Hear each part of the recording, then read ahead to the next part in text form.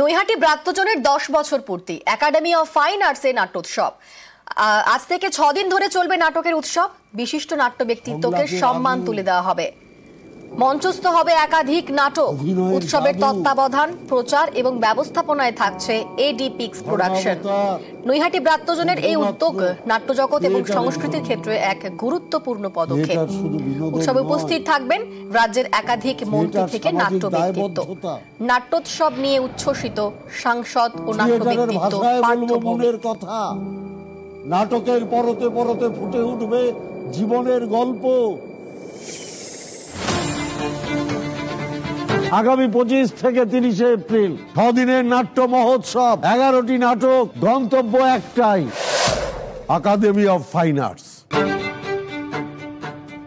ছাই ঘেটে দেখে নেবেন সাচ্চা থিয়েটার ছিল কিনা। হ্যালো স্যার, আসবেন কিন্তু।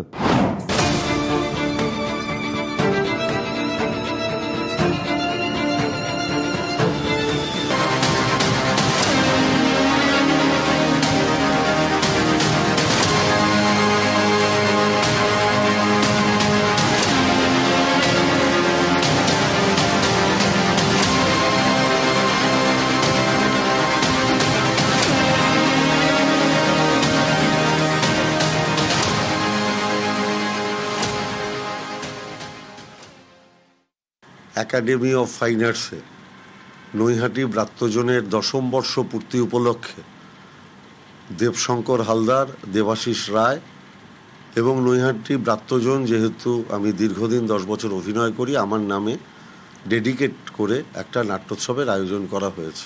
6 দিনে 11টি নাটক। আপনাদের প্রত্যেকের উপস্থিতি একান্তভাবে কাম্য। পহেলগাঁওয়ে পরিকল্পিত হামলা লস্করের। নাশকতায় একাধিক প্ল্যান। হামলার আগেও নিজেদের মধ্যে কথা বলে প্ল্যান নিয়ে কথা জঙ্গিদের। জোড়া প্ল্যানে হামলার ব্লু প্রিন্ট লস্করের। আগে থেকে পহেলগাঁওতে আসিফ সহ লস্কর জঙ্গিরা। খচ্চরের শহীদ সেজে জঙ্গি হামলা। वो दोनों बीच में हमको मिले, हम लोगों को लगा वो खच्चर वाले हैं। मैं उसके पास फोन आ गया, उसका फोन यहाँ पे लगा हुआ था पैर पे इतना बड़ा। हाँ, वो फोन से बात करता है, फोन लिया है ऐसे, फोन से बात करता है हेलो, तो फिर वो बात ही कर रहा है, बोलता है 35 वो ब्रेक फेल नहीं हो पाया, वो प्लान बी 35 बंदूकें मैं भिजवा दिया हूँ घाटी और बॉक्स पूरा भेज दिया हूँ, ऐसे करके। तो और ज्यादा डाउट हुआ हम लोगों को। पहलगाम पहुंचे, पहलगाम में खच्चर वगैरह वालों से बात हुई। हम लोग नीचे से गए कश्मीरी वैली तक, बैसराना से 500 मीटर पहले हम वहां तक गए। तो वहां पे हम लोगों की बात हुई। एक आदमी था, उसकी सेविंग थी, जो अभी स्क्रैच जिसका जारी हुआ है उसको हम पहचान रहे हैं। वो दोनों बीच में हमको मिले, हम लोगों को लगा वो खच्चर वाले हैं। কাশ্মীর হামলায় চিহ্নিত জঙ্গি আসিফ। পহেলগাঁও হামলার মাথায় আসিফ। মহিলা পর্যটকের মোবাইলে জঙ্গির ছবি। নাশকতার মাঝেও সাহসী একতা।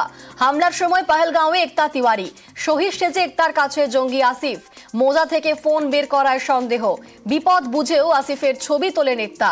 একতার সাহসিকতায় বড় ব্রেক থ্রু। हमसे वो पूछता है आपका नाम क्या है, मैंने कहा मेरा नाम एकता है।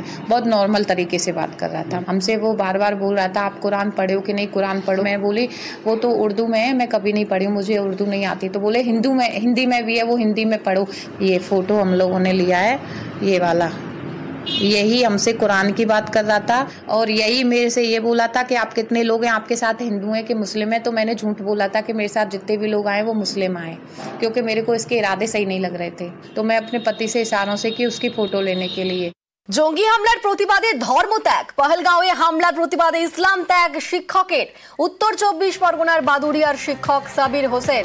ধর্ম জেনে পর্যটকদের হত্যার প্রতিবাদ সাবিরের। ধর্মহীন হয়ে থাকতে চান স্কুল শিক্ষক সাবির। আমি সাবির হোসেন। পেহেলগাঁওয়ে ঘটে যাওয়া বর্বরোচিত জঙ্গি হামলার প্রতিবাদে আজ আমি ইসলাম ধর্ম ত্যাগ করছি এবং আমি মনে করি এরকম বর্বরোচিত ঘটনার প্রতিবাদে সকল মুসলিম সমাজের মানুষের এগিয়ে আসা উচিত। আমি সাবির হোসেন আবারও এই ঘটনার তীব্র প্রতিবাদ জানাই এবং এই ঘটনায় যারা দোষী তাদের চরম শাস্তি কামনা করি আর নিহতদের প্রতি এবং তাদের পরিবারের প্রতি আমার সমবেদনা জানাই। এটা সম্পূর্ণ আমার ব্যক্তিগত সিদ্ধান্ত। কারণ আমি ছোটবেলা থেকে যে পরিবেশে যে আবহাওয়ায় মানুষ হয়েছি, আমি দেখেছি কোথাও যেন একটা বিধর্মীদের প্রতি একটা বিদ্বেষ।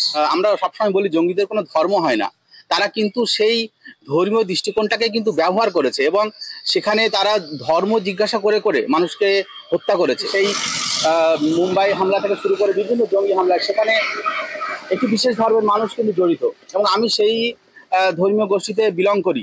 এটা আমি সত্যি লজ্জিত বোধ করছি নিজেকে। রাস্তাঘাটে, অফিস আদালতে আমি একজন শিক্ষক, আমি যেখানে যাই আমাকে এই প্রশ্নের সম্মুখীন হতে হয়। অন্তর থেকে একটা পীড়া অনুভব করছি, সেই আত্মগ্লানি থেকে আজকে আমি এই সিদ্ধান্ত নিয়েছি। আশা করি আগামী দিনে আমি সম্পূর্ণ সরকারিভাবে এটি সিলমোহর দিয়ে নিজেকে ধর্মহীন ঘোষণা করতে চাই এবং আমি মনে করি আগামী পৃথিবীটা হোক ধর্মহীন মানুষের পৃথিবী, যেখানে কোনো ধর্মের বাধা নিষেধ, জাতি ভেদ, প্রথা কোনো কিছুই থাকবে না। মানুষের পরিচয় হবে শুধুমাত্র মানুষ। সরকারি খাওয়ার জল সেটাই ব্যবহার হচ্ছে প্রমোটিং এ। এদিকে স্থানীয়রা এই গরমে জল পাচ্ছেন না। চাঞ্চল্যকর অভিযোগ হাওড়া পুরসভার উত্তর খুরুট এলাকায়। হাওড়া পুরসভার 24 নম্বর ওয়ার্ড পেটরা থানা এলাকার উত্তর খুরুট, এখানে বহুতল তৈরির কাজ শুরু হয়েছে। প্রমোটিং এর এই কাজে ব্যবহার করা হচ্ছে পুরসভারই পরিশ্রুত পানীয় জল। হাওড়া পুরসভার অনেক এলাকায় খাবার জল পেতে সমস্যা, সেখানে এই উত্তর খুরুটে পুরসভার জল ব্যবহার হচ্ছে প্রমোটিং এ। এতে ক্ষুব্ধ স্থানীয়রা।